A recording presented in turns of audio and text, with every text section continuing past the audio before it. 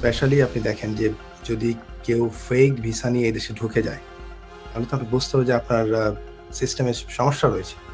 তো এই সমস্যাটা দূর করার জন্য তারা মূলত এই যে ৯,০০০ আপনার স্টাফকে তারা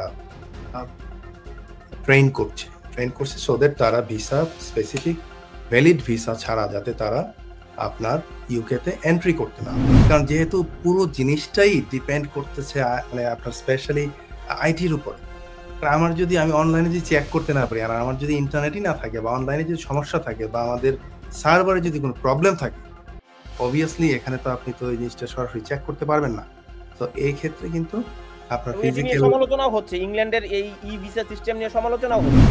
অবভিয়াসলি এখন যদি আপনি একটা থেকে আরেকটাতে চেঞ্জ করতে চান, এই জিনিসগুলো ট্রানজিশনাল পিরিয়ডে হবে, বাট যদি পুরোপুরি করতে পারে তাহলে কিন্তু এক সময় আপনার হয়তো আপনি জানেন যে যেমন আমাদের যারা ব্রিটিশ সিটিজেনদের জন্য তারা কিন্তু জাস্ট স্ক্যান করে চলে আসতেছে যাদের ই ভিসা ই পাসপোর্ট আছে। Stonebridge Legal Solutions Limited, your trusted immigration partner.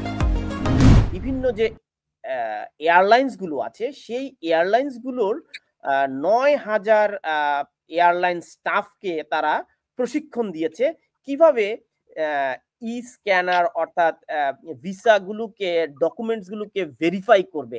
তো বিশেষ করে ২৯টি দেশ থেকে আসলে এই ফেক ভিসা নিয়ে তারা ব্রিটেনে ঢুকে পড়ে, বিশেষ করে ইটিএ বা ই ভিসা সিস্টেমটি কিভাবে তারা ভেরিফাই করবে তাদেরকে প্রশিক্ষণ দেওয়া হয়েছে। এবং সেখানে আমরা একটি ডাটাতে দেখলাম বিশেষ করে আপনার গ্রিস, মাল্টা, ইটালি বা আলবেনিয়া এই সমস্ত দেশ থেকে যে সমস্ত নাগরিকরা আসে, এরকম ২৯টা দেশকে তারা তালিকাভুক্ত করেছে এবং নজরদারি বাড়িয়েছে। এবং আমরা হোম অফিসের এই ডাটা থেকে দেখলাম যে গত বছর ৩০,০০০ নাগরিককে ফেরত পাঠানো হয়েছে, যা বিগত বছরের তুলনায় ১৪% বেশি। আপনি যদি একটু বিশ্লেষণ করেন। জি তানভীর ভাই, রাইটলি আপনি বলেছেন। কারণ হচ্ছে যে এই জিনিসটা কিন্তু অত্যন্ত গুরুত্বপূর্ণ। আপনার ইউকে গভর্নমেন্ট যে কাজটা করার চেষ্টা করছে যে তারা তাদের বর্ডারকে সিকিউর করার জন্য স্পেশালি আপনি দেখেন যে যদি কেউ ফেক ভিসা নিয়ে এই দেশে ঢুকে যায়, তাহলে তো আপনি বুঝতে হবে যে আপনার সিস্টেমে সমস্যা রয়েছে। সেই সমস্যাটা দূর করার জন্য তারা মূলত এই যে ৯,০০০ আপনার স্টাফকে তারা ট্রেন করছে সো দ্যাট তারা ভিসা স্পেসিফিক ভ্যালিড ভিসা ছাড়া যাতে তারা আপনার ইউকেতে এন্ট্রি করতে না পারে। তো এইটা আপনি দেখেন এই যে বিভিন্ন এয়ারলাইন্সের স্টাফদেরকে ইয়ে করে। কারণ দেখেন আমরা যখন চেক ইন করি, মূলত তো আপনার এয়ারলাইন্সের স্টাফদেরকে তো জানতে হবে, যেহেতু একটা সময় আমাদের ভিসা ছিল পাসপোর্টের মধ্যে, পাসপোর্ট স্ট্যাম্প। তারপরে পরবর্তীতে সেটা চলে গেল বিআরপি কার্ডে। তারপর আপনার এখন চলে গেল ই ভিসায়।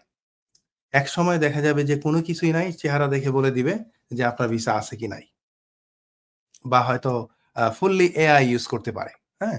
তো এগিয়ে যাচ্ছে কিন্তু দেশ, হ্যাঁ? আপনার টেকনোলজিক্যালি আপনি দেখেন একসময় আপনার অ্যাকচুয়াল পাসপোর্টটা নিয়ে ঘুরতে হইতো, ভিসা আছে কি আছে না দেখাইতে হতো। এখনো কিছু ক্ষেত্রে ভিজিট ভিসার ক্ষেত্রে তারা করছে। বাট এগুলো সবসময় যে কাজ করে না। আমি গত ২ মাস আগে সুইডেনে গিয়েছি। তাদের টোটাল আইটি সিস্টেম ডাউন। আমাকে ২ ঘন্টা এয়ারপোর্টে অপেক্ষা করতে হয়েছে। ই ভিসা থাকার পরেও, ব্রিটিশ পাসপোর্ট থাকার পরেও সে সিস্টেম কাজ করছে না। সমস্ত মানুষ এখানে দাঁড়িয়ে আছে। তো মাঝে, মাঝে তাদের এ ধরনের আইটি সিস্টেম কোলাপসও করে। না, অবভিয়াসলি। কারণ যেহেতু পুরো জিনিসটাই ডিপেন্ড করতেছে মানে আপনার স্পেশালি আইটির উপরে। আমার যদি আমি অনলাইনে যদি চেক করতে না পারি, আর আমার যদি ইন্টারনেটই না থাকে বা অনলাইনে যদি সমস্যা থাকে বা আমাদের সার্ভারে যদি কোনো প্রবলেম থাকে, অবভিয়াসলি এখানে তো আপনি তো এই জিনিসটা সরাসরি চেক করতে পারবেন না। তো এই ক্ষেত্রে কিন্তু আপনার এটি নিয়ে ফিজিক্যাল সমালোচনাও হচ্ছে। ইংল্যান্ডের এই ই ভিসা সিস্টেম নিয়ে সমালোচনাও হচ্ছে। এই ভিসা কিন্তু আপনার আজকে দেখেন লাস্ট ডেট পার হয়ে গেছে আপনার ডিসেম্বর 2024। এরপরে আপনার আজকে ৬ মাস চলে গেল। এখন পর্যন্ত সকলকে এই ই ভিসায় আপনার অন্তর্ভুক্ত করতে পারে নাই সরকার। এটা কিন্তু একটা ব্যর্থতা। তারা দুইবার সময় বাড়িয়েছে, একবার মার্চ পর্যন্ত দিয়েছে, তারপর জুন পর্যন্ত দিয়েছে। তো এখন এই যে ডিফিকাল্টিস গুলো এটা আপনার ফেস করবে। আপনি এমন একটা দেশে গেছেন, সেখান থেকে আপনি আসবেন ইউকেতে। আসার সময় তাদের সিস্টেমে তারা কিছু জানে না what is called e visa. They are going to say like whether you have visa or not. So এই যে সমস্যাটা, এটা কিন্তু ফেস করবে আমাদের আ যারা যাত্রী রয়েছে, তারা এয়ারপোর্টে হয়তো আটকে যাবে ফর সাম রিজন। সো যেটা আপনি বললেন আপনার অভিজ্ঞতা থেকে, এটা কিন্তু হবে বাস্তবে। এবং একটি পরিবার যখন একসাথে ফ্লাই করে এবং পরিবারের সকলের তো আসলে ব্রিটিশ পাসপোর্ট থাকে না। একজন পরিবারের সদস্যের ব্রিটিশ পাসপোর্ট থাকে, আরো 2 জনের হয়তো থাকে না, অথবা সন্তানের থাকে, মায়ের থাকে, অথবা বাবার থাকে না, বাবার থাকলে মায়ের থাকে না। এরকম কেস স্টাডি তো আছে। তো ওনারা 2 জন 2 দিকে লাইন ধরে অথবা একই লাইনে যায়। তো এখন একটা ভেরিফাই হলো, স্ক্যান করলো, আর একটারটা খুঁজে পায় না।